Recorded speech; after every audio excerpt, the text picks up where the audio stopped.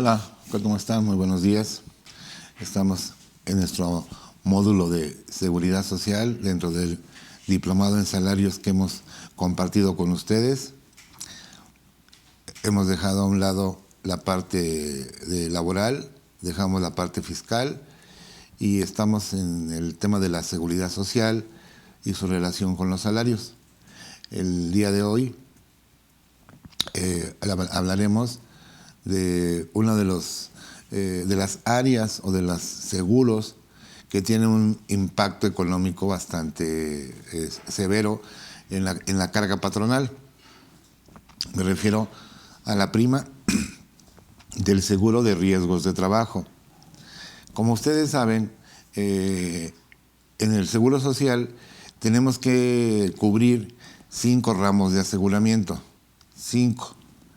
El ramo de enfermedades y maternidad, que se cubre de manera tripartita, es decir, patrón, trabajador y Estado. El ramo de invalidez y vida, que también patrón, trabajador y Estado son los aportantes. El ramo de guarderías, que ahí nada más es aportante el patrón. El ramo de retiro, cesantía y vejez, también de aportación tripartita. Y el ramo de riesgos de trabajo. Ese ramo es únicamente patronal, pero no necesariamente es estático. La tasa que tenemos que pagar se obtiene bajo 2 mecanismos. Hoy hablaremos de esos mecanismos y veremos la manera hoy de cómo estar en el mínimo de esa tasa, en función de la famosa siniestralidad. ¿Okay? Espero me hagan sus preguntas si es que tienen alguna. Estamos abiertos a cualquier comentario. Si ustedes tienen algo que aportar que pueda enriquecer lo que estamos transmitiendo, pues con mucho gusto, de verdad, abiertos como siempre. Muchas gracias. Buen día para todos. En materia de tributos, de contribuciones, tenemos, sabemos de antemano que nuestro derecho, el derecho positivo mexicano, está inserto de diferentes tipos de leyes. Tenemos leyes permisivas, leyes restrictivas, leyes sancionadoras, tenemos leyes que desde su propia naturaleza pueden ser auto o heteroaplicativas. Es decir, hay una gran variedad de disposiciones jurídicas. En esas leyes, muchas de ellas nos imponen deberes, muchas, normas de comportamiento o normas de conducta humana. ¿Okay? Cuando hablamos de obligaciones en materia tributaria, las separamos para hacerlas más entendibles. ¿Cómo las separamos? Pues en obligaciones tributarias y en obligaciones administrativas. Y cuando hablamos de tributarias, las separamos en 2, sustantivas y formales. Sustantivas, o sea, la más importante, la principal, y luego las formales, ¿ok? Y por ejemplo, en obligaciones sustantivas, pues tenemos al código, a la ley de renta, la del seguro, la de Infonavit, la del IVA, la del ISAN, la del IEPS, etcétera. Y formales también.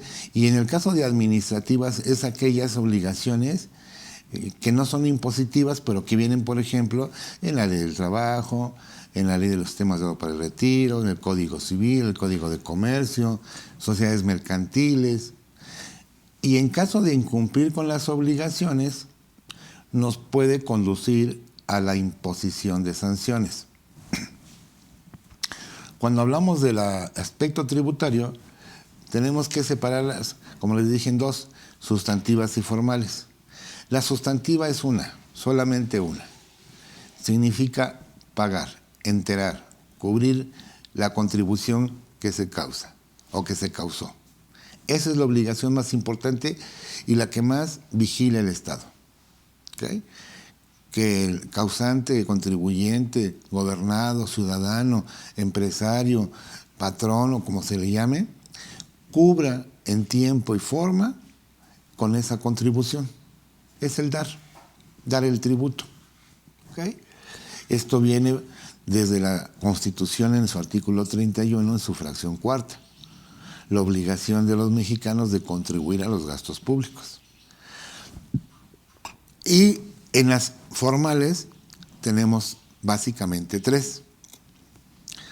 El hacer, obligaciones de hacer, obligaciones de no hacer y obligaciones de tolerar o permitir. Pongo 3 ejemplos que están hechos con el tema de hoy. Hacer, no tenemos que hacer una declaración anual de riesgos de trabajo o un cálculo anual del salario de los trabajadores o de los asimilados. Hay que hacerlo. La ley lo impone. Pero también me dice, no hagas. Y me dice, no hagas la declaración anual de la prima de riesgos de trabajo si no tuviste siniestralidad y sigues con la prima que tenías el año anterior. Entonces, ahí está el no hacer. O no hagas el cálculo anual de un trabajador si él percibe más de 400,000 pesos. Y las de permitir o tolerar, pues tenemos al 42, permite visitas domiciliarias, proporciona información que se te solicite. Y entonces tenemos la obligación de permitir o tolerar. Entonces, así a grandes rasgos, podríamos identificar las obligaciones tributarias en este país, sustantivas y formales. Sustantivas, pagar, dar, enterar, cubrir. Formales, hacer, no hacer, tolerar. ¿Okay? Cuando hablamos de la prima de este ramo de seguro, la prima de riesgos de trabajo,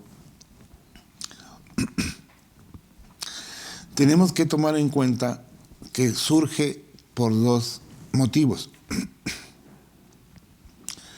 Primero, por la clasificación que como empresa nos tenemos que autoclasificar, valga la redundancia. ¿Qué significa? Cuando yo me inscribo como patrón ante el Seguro Social, debo de ubicar cuál es mi actividad que predomina, y sobre esa actividad buscar a qué clase pertenezco, qué clase de actividad pertenezco, y en función de la clase buscar la prima que me corresponda. Esa clasificación va a mantenerse por lo menos un año. Porque al año siguiente, al año cumplido de enero a diciembre, debo revisar ahora ya no cómo estoy clasificado, sino debo revisar si tuve o no tuve siniestros laborales, porque en función de los siniestros laborales, la prima se va a ir modificando. Si hay siniestros, podrá subir. Si no hubo siniestros, podrá disminuir. Entonces, para entender esta prima que debemos de cubrir, necesitamos separar los 2 orígenes. O es por la actividad o es por la siniestralidad. ¿En qué otro momento tengo que revisar mi actividad? Cuando por algún proceso interno la cambio. Puede ser que yo, quiero imaginar, empecé vendiendo muebles, sin fabricarlos, solo la venta, exhibición y venta. Pero con el tiempo decido fabricar algunos de ellos. Ese proceso de fabricación modificará mi actividad, hay que revisar. Y si eso sucede, pues en relación a eso, pues tengo que hacer mi modificación de actividad y por lo tanto tal vez la prima otra vez vuelva a tener un ajuste. O sea, para lo que es actividad se presentan en dos momentos, nada más dos momentos en la historia de la empresa, cuando inicia y cuando cambia su actividad. Hay que ver si ese cambio de actividad modifica a la clase en la que estoy colocado y la prima con la que estoy cotizando. Y después, el segundo ejemplo o el segundo caso es en función de los siniestros laborales que ocurran en el interior de la empresa. Es decir, todos los siniestros que se presenten como consecuencia de la actividad de mis trabajadores. Acuérdense que se los he dicho, a mí me gusta mucho trabajar de la mano primero con los comentarios, opiniones, interpretaciones que yo vierto, que yo transmito, producto pues de la investigación, el estudio, la experiencia, las publicaciones. Y también me apoyo mucho en la opinión de las autoridades para ver cómo viene, cuál es su sentir al respecto. Me apoyo mucho en tesis que han resuelto las controversias que se han suscitado, ¿ok? Y obviamente pues también nos apoyamos en los textos legales. De esa manera tenemos una visión un poquito más integral. Esta tesis de jurisprudencia del año 2015 dice: contribuciones. Las obligaciones formales, desvinculadas de sus elementos esenciales, al no estar exentas de escrutinio constitucional, se analizan a la luz de los principios de legalidad y razonabilidad legislativa previstos en los artículos 1, 14 y 16 de la Constitución. De acuerdo con estas jurisprudencias, en este caso la 2-183-2004, los principios tributarios de proporcionalidad y equidad rigen tanto en el escrutinio de obligaciones sustantivas, acuérdense, como en el de las formales, siempre que en esta última repercutan directamente en la obligación sustantiva, cuando ello se haga por una modificación en los elementos esenciales de la contribución. Es el caso cuando hay un cambio de actividad, por ejemplo, o cuando por la declaración anual cambia la prima, o bien mediante el establecimiento de cualquier otra medida que altere la cantidad que legalmente hubiera correspondido cubrir por su concepto. Por el contrario, la constitucionalidad de las obligaciones exclusivamente formales o perimetrales a la obligación sustantiva no pueden analizarse a la luz de los citados principios tributarios. O sea, las obligaciones administrativas, obligaciones formales, no se rigen bajo el principio de equidad y proporcionalidad. ¿Me queda claro? Dado que no impactan en el pago del tributo, efectivamente.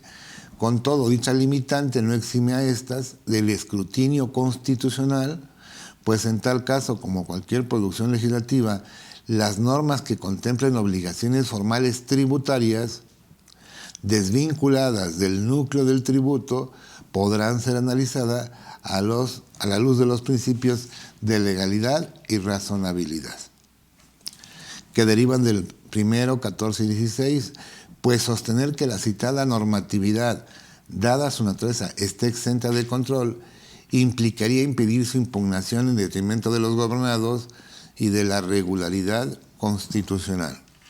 Pues simplemente fue para que ustedes vean cómo los jueces consideran a las obligaciones tributarias, tanto sustantivas como formales. Así que no es nada más una decisión mía, un capricho, un punto de vista o mi opinión, sino yo, insisto, apoyo mucho mi material con el aspecto judicial. ¿Qué han dicho los tribunales? Bueno,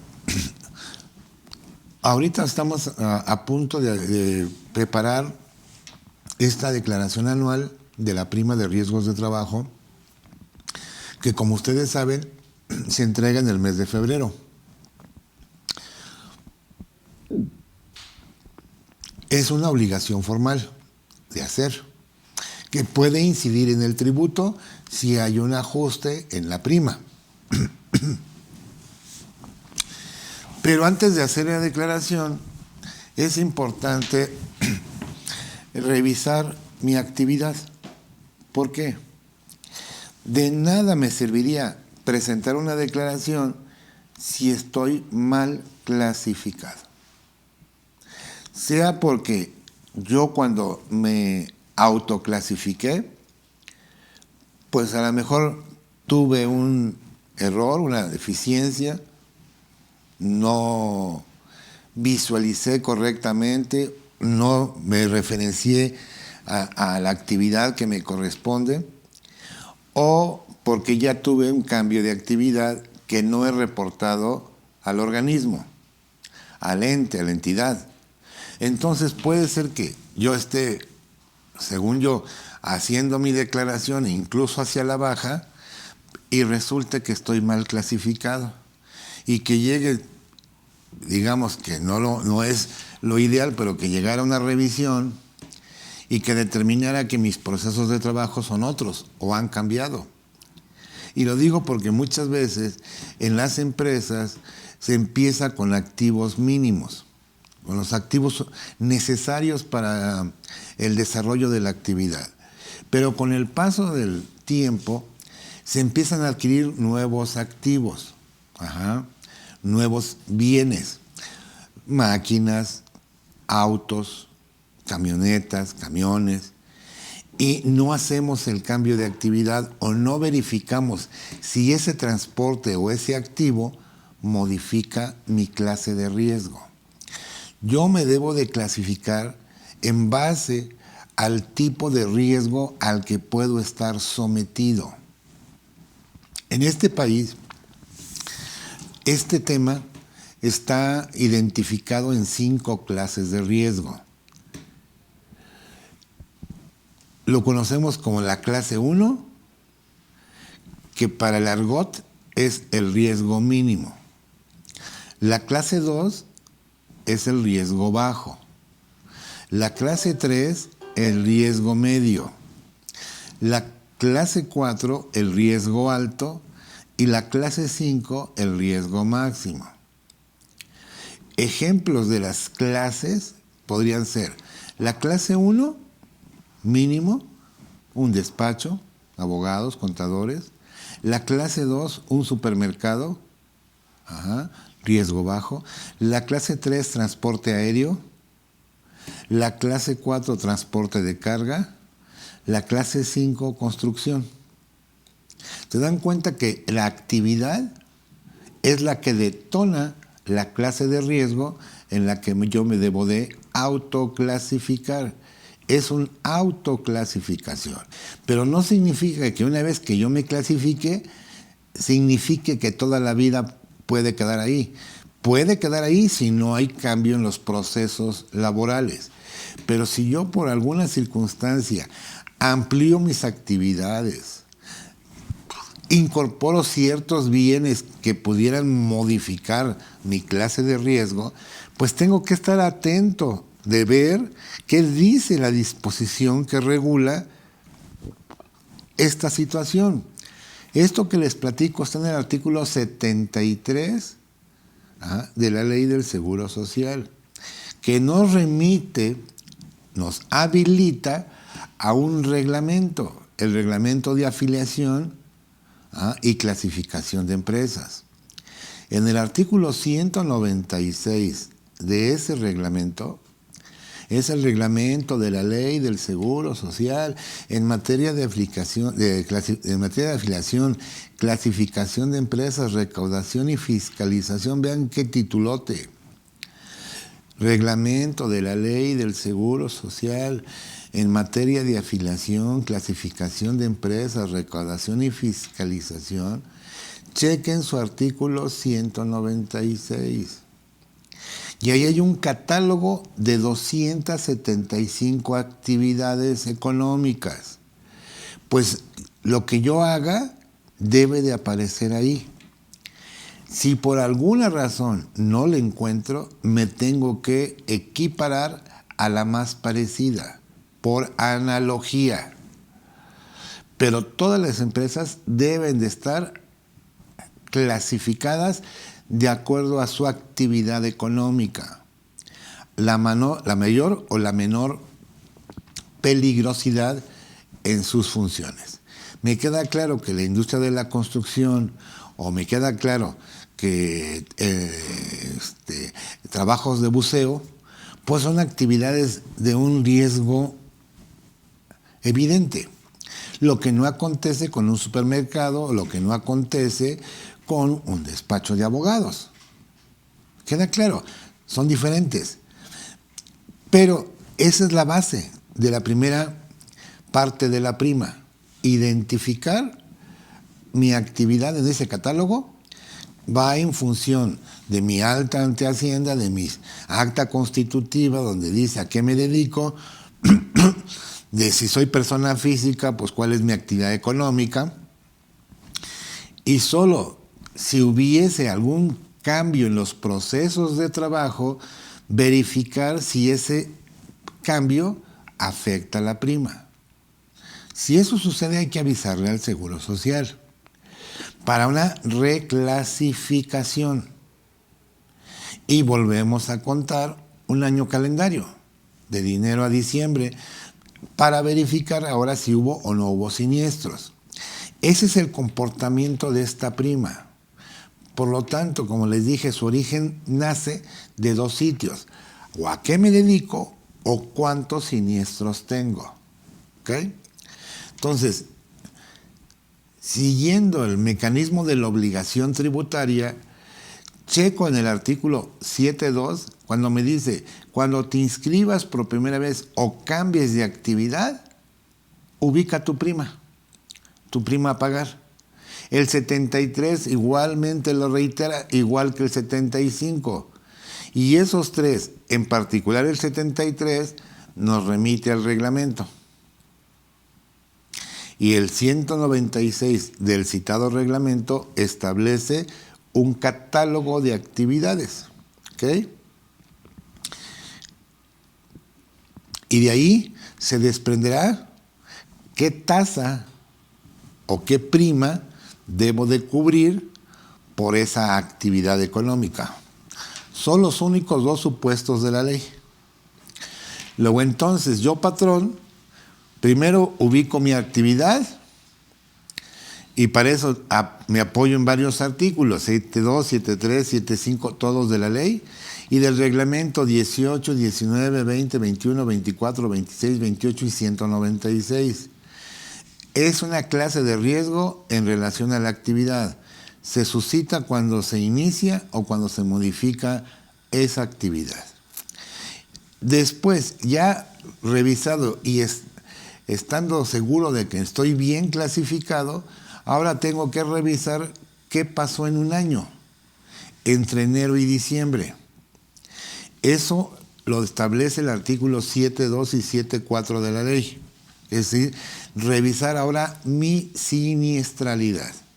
Ya no reviso mi actividad, ahora reviso mi siniestralidad. ¿Qué es siniestralidad?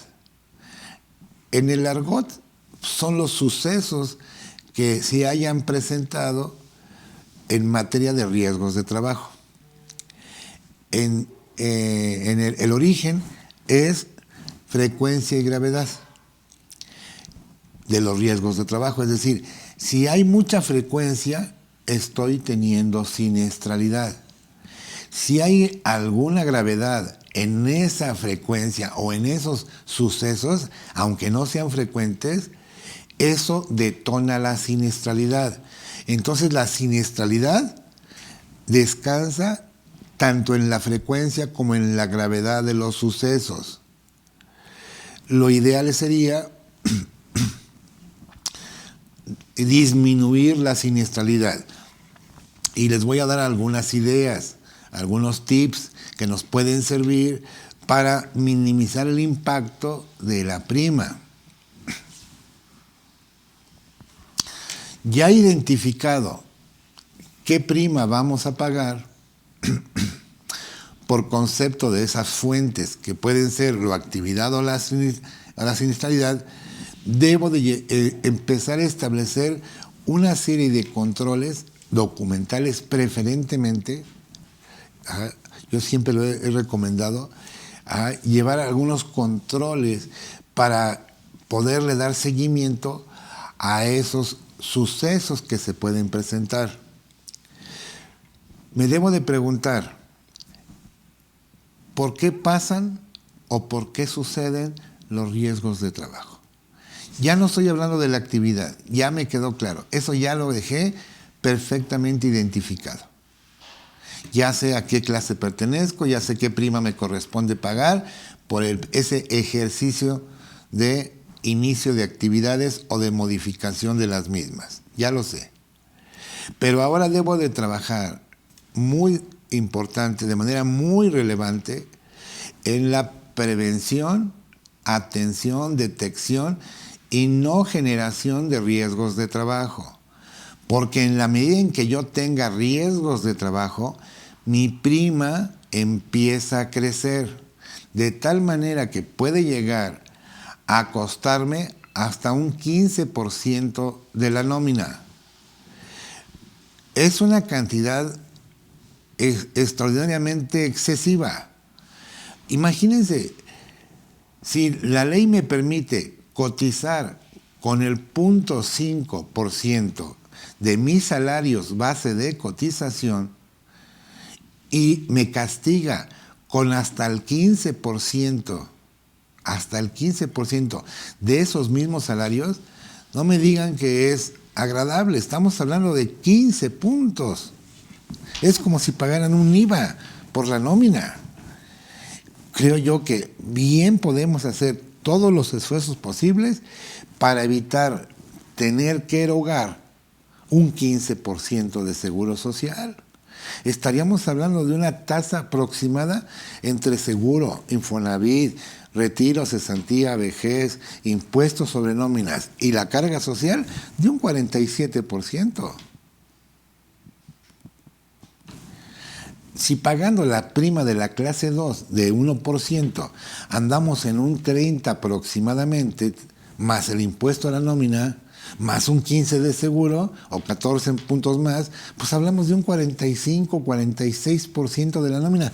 Es brutal, es carísimo, carísimo. Y se puede prevenir y se puede disminuir. Esa es la razón de tocar este tema, porque la prima de riesgos de trabajo no es estática, es voluble, variable, y todo va a depender de los sucesos y la actividad. Ya me quedó clara la actividad, ya la entendí, pero ¿qué pasa con los sucesos? Entonces, ¿por qué pasan? ¿Por qué suceden los riesgos? Hay que atacarlo.